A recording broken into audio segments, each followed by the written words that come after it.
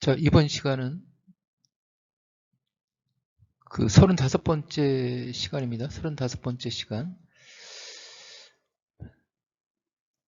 이렇게 해서 포인트.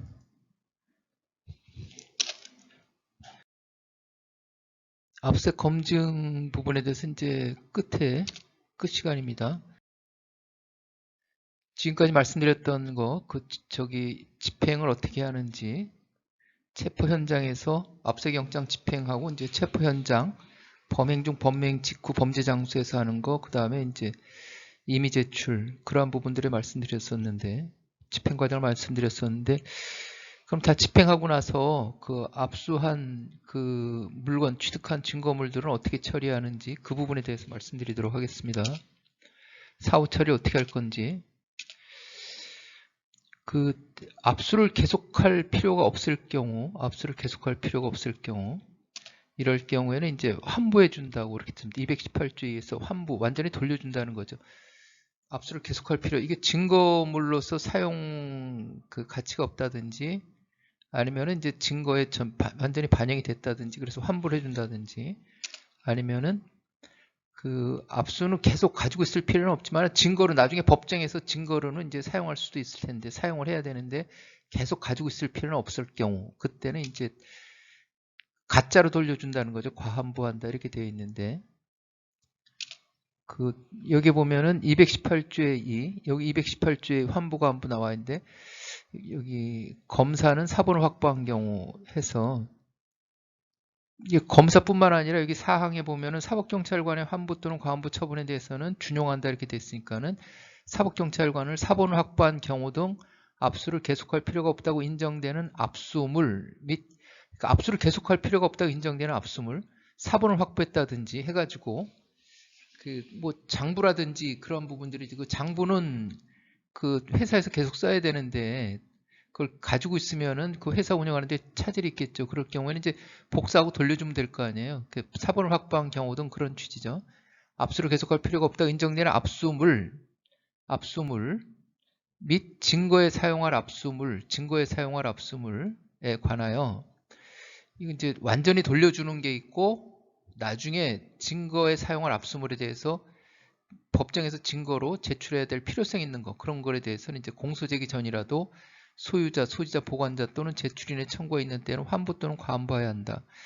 2항에 보면 제1항의 청구에 대하여 검사가 이를 거부하는 경우에는 신청인은 해당 검사의 소속 검찰청에 대응한 법원에 압수물의 환부 또는 과환부 결정을 청구할 수 있다 해가지고, 여기 보면은 우리가 직권으로 하는 게 아니라 소유자, 소지자, 보관자 또는 제출인의 청구가 있는 때, 압수물 환부 청구, 압수물 과환부 청구 이런 거 있을 때 이제 환부 또는 과환부 해야 되는 거고, 3항에 보면 제2항의 청구에 대하여 법원이 환부 또는 과환부를 결정하면 검사는 신청인에게 그 압수물을 환부 또는 과환부 해야 된다. 근데 법원에서 이렇게 하는 거고, 이제 4항 해가지고 사법경찰관의 환부 또는 과환부 처분에 대해서는 1항부터 3항까지의 규정을 준용하는데 사법경찰관은 검사의 지휘를 받아야 된다 해가지고, 압수물에 대해서는 전부 다 처분할 경우에는 검사의 지휘를 받도록 규정이 되어 있어요. 환부, 과환부뿐만 아니라 나머지도 마찬가지다. 앞으로 나오는 것들.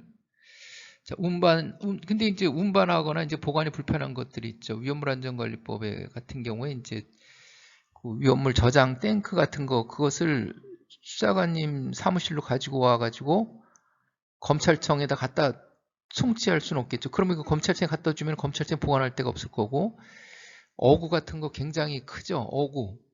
저 수산업법 같은 경우에서 어구 엄청 큰데, 그거를 싣고 와서 수사관님들은 이제 그 어업감독 공무원 수사관님들은 그 보관하는 창고가 있을지 몰라도 그거 끌고 검찰청에 갖고 오면은 검찰청에 그것도 보관하는 게 그 보관할 수가 없죠. 그럴 경우에 운반하거나 보관이 불편한 것들, 그러한 부분들 보관 송치한다 그러죠. 보관 송치.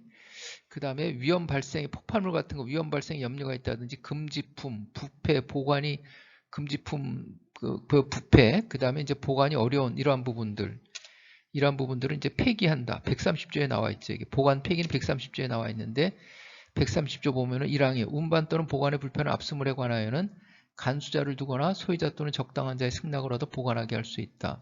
위험 발생의 염려가 있는 압수물은 폐기할 수 있다. 법령상 생산, 제조, 소지, 소유 또는 유통이 금지된 압수물로서 부패의 염려가 있거나 보관하기 어려운 압수물은 소유자 등 권한이 있는 자의 동의를 받아 폐기할 수 있다. 이렇게 되어 있어요. 다시 한번 천천히 읽어보면은 그 1항 운반 또는 보관에 불편한 압수물에 관하여는 간수자를 두거나 소유자 또는 적당한 자의 승낙을 얻어 보관하게 할 수 있다. 2항 위험 발생에 염려가 있는 압수물은 폐기할 수 있다. 3항 법령상 생산, 제조, 소지, 소유 또는 유통이 금지된 압수물로서 부패의 염려가 있거나 보관하기 어려운 압수물은 소유자 등 권한 있는 자의 동의를 받아 폐기할 수 있다. 이렇게 보관, 송치, 폐기, 이렇게 송치 이런 부분이 있다. 이렇게 말씀을 드리고 그 다음에 이제 멸실, 파손, 부패 가치가 떨어진다든지 보관이 그러니까 몰수물에 대해서 말하는 거예요. 몰수물.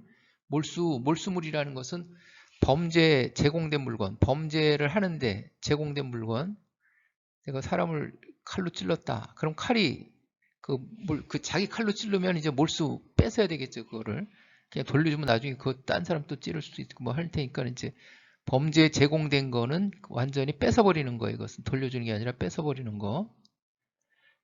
그 다음에 범죄로 인해서 취득한 물건도 몰수한다 뭐 이런 할 수 있다도 있고 한다도 있고 뭐 이런 부분이 있는데 그리고 돌려줘야 될 사람이 누군지 알지 못하는 경우 이렇게 돌려줄 사람이 불명할 경우에 이럴 경우에는 그 대가 보관 이렇게 대가라는 거 돈으로 대신 보관한다는 거죠. 팔아치워가지고 돈으로 대신 보관한다든지 이런 부분들 132조 있습니다.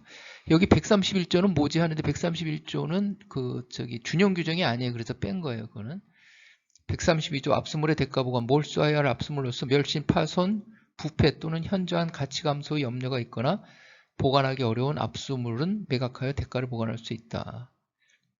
몰수 부분은 이전에 말씀드린 부분이 있어요. 앞에서 말씀드린 적이 있었죠. 다시 말씀드리면은 다시 보면은 1항 몰수하여야 할 압수물로서 멸실, 파손, 부패 또는 현저한 가치 감소의 염려가 있거나 보관하기 어려운 압수물은 매각하여 대가를 보관할 수 있다. 2항 환부하여야 할 압수물 중 환부를 받을 자가 누구인지 알 수 없거나 그 소재가 불명한 경우로서 그 압수물의 멸실, 파손, 부패 또는 현저한 가치 감소의 염려가 있거나 보관하기 어려운 압수물은 매각하여 대가를 보관할 수 있다. 이렇게 되어 있습니다. 지금 이런 부분들에 대해서 말씀드리면은 잘 와닿지 않을 수가 있는데 나중에 이렇게 압수물을 처리할 그럴 상황이 발생했을 경우에 기억을 되살려가지고 이 규정을 다시 한번 보시고 그렇게 하시면 됩니다. 하다가 잘 모르겠으면은 검찰청에 보면은 압수물 담당자가 있어요. 그 상위에서 처리하시면 될 거고요. 피해자 환부가 있습니다. 절도 사건에서 그 A라는 사람이 B라는 사람의 집에 가서 시계를 훔쳤어요. 그럼 그 시계를 피해자한테 돌려줘야 될 거 아니에요. 명백하다면 그게 이제 134조에 나와 있는 거예요. 피해자 환부 그래가지고 압수한 작물은 피해자에게 환부할 이유가 명백한 때에는 피고 사건의 종결 전이라도 결정으로 피해자에게 환부할 수 있다 이렇게 돼 있어요.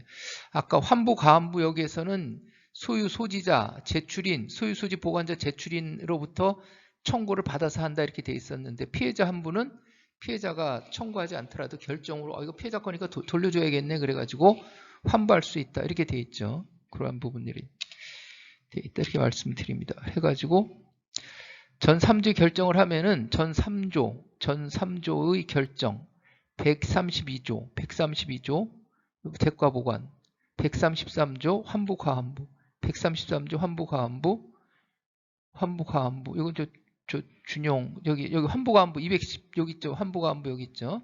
압수작물의 피해자 환부 여기 피해자 환부 여기 있죠. 해가지고 검사, 피해자, 피고인 또는 변호인에게 미리 통지하라 이런 규정이 있습니다. 이런 규정이 있다 이렇게 말씀을 드리고 그리고 이런 것들은 전부 다 검사 지휘를 받아서 하는 것이다 이렇게 말씀을 드립니다. 자, 그럼 이번 시간에는 압수한 증거물들에 대해서 사후 처리를 어떻게 하는지 그 부분에 대해서 말씀드렸습니다. 그럼 이것으로 압수수색에 관한 그 내용은 마치도록 하겠습니다. 자, 수고하셨습니다.